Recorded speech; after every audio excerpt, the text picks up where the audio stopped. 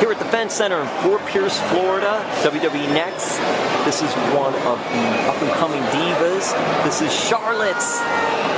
Charlotte, first got to ask you Glad to be here. what is it like being here at WWE NXT and working with all the trainers and the people that are here?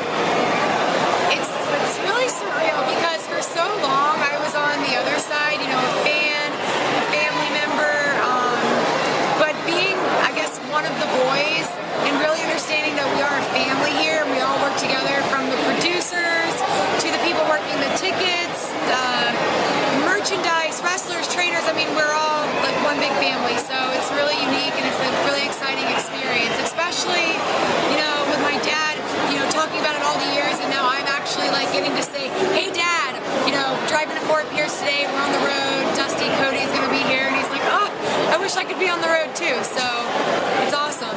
Your dad has done so much, an incredible career, and he's traveled the roads, and I'm sure he's traveled the roads of Florida as well. Absolutely. So that's something too, you're experiencing traveling the roads of Florida, whether it be Tampa or Orlando, coming here to Fort Pierce and all. Now that you're experiencing it, what is it like? Because you've heard about it, but now you're actually experiencing it. Back then I didn't really have any sympathy, because I was like, Dad, like, you're limousine riding, jet flying, like, you're not driving in like a car with like 6 guys crammed in, but like, really, like, that's what they were doing too, and probably like twice as ever. I mean, probably every night, us just 3 nights a week, but I don't know, like, it's hard. Like, you wake up, you get on the road, you're with the same people every single night, and I don't know, you just get to know each other. I mean, when you're cranky, when you're happy, now I understand why he said it takes a lot of dedication to be in this business, because you really do have to leave your family and your friends behind, and your family and friends end up, being the guys or the girls you're on the road with day in, day out. How physical is it? There is a lot of training, and I'm sure with all the divas, there's no holds barred. It's just as physical for the guys and the girls. It's physical. I really didn't have a wrestling background in terms. I really didn't have a lot of in-ring experience before I got to NXT, XCW, and the trainers do a really good job of making sure that the females are ready, to take a bump or to be in the ring, because, like, the first time I got in the ring, I remember before I got to NXT, I was like, oh my God, I feel like I broke my rib cage. Like, the ropes hurt, I mean, it's more real than anyone could ever imagine, and it's basically a science. Like, I didn't realize how much really went into what we do day in and day out. Have you had to do any weight training of any type of weight and all that, conditioning and all? Every single day. Was that something new for you, or no? You've always kept in shape? I've always kept in shape. I think my dad had me with a trainer since the moment I could walk, so that wasn't new. Now, in high school, what sports or activities were you involved with? Was it in Charlotte? Was high school? Yes, sir. I was born and raised. What high school did you go to? I went to Providence Day for 13 years, and then I left Providence Day for Providence High School my sophomore year of high school.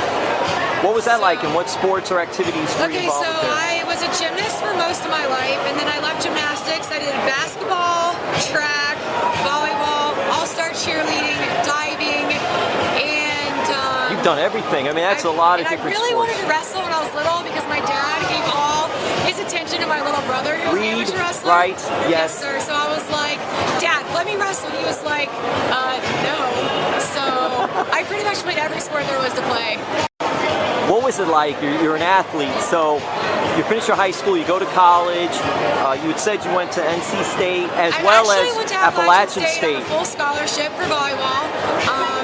I met a boy, so I transferred to NC State, but I graduated with interpersonal and public communications, and go Pack. Oh, Wolfpack, that's all right. I'm a Tar Heel too, so I know, house divided, but I grew up going to Carolina camps, so I love both schools. Now, see, in college then, so you went to college, you got your degree. Yes, sir. How important is that? Because a lot of the superstars and divas will talk about how important it is. Look, it's good to get your degree and have something to fall back on. Well, neither one of my parents graduated from college. I mean, my dad went to University of Minnesota on a football scholarship, but I just think it's so important, because it's one more thing that's added to your resume, and it's something that nobody can take away from you.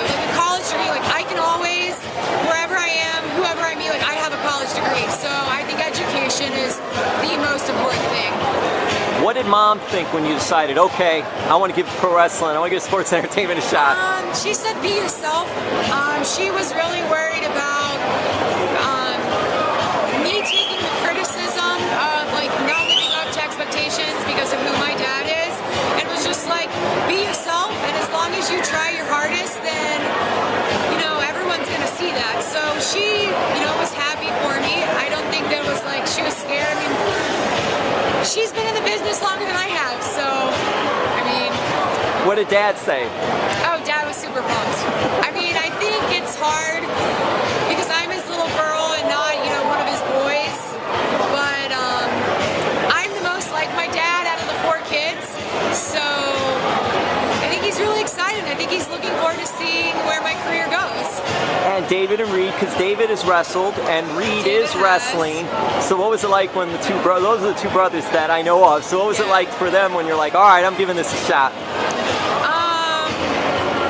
They were a little protective at first because they were like, we just don't want you getting hurt while you're down at the developmental school, but I think they're really excited. I mean, they're really excited for me, and it's hard for the kids because that's what we grew up watching our dad do. So I even think my sister probably at one point was like, do I want to do this? Do I not? Because it's hard to walk away from something that's all you've known. Did you have a favorite wrestler growing up, other than your dad?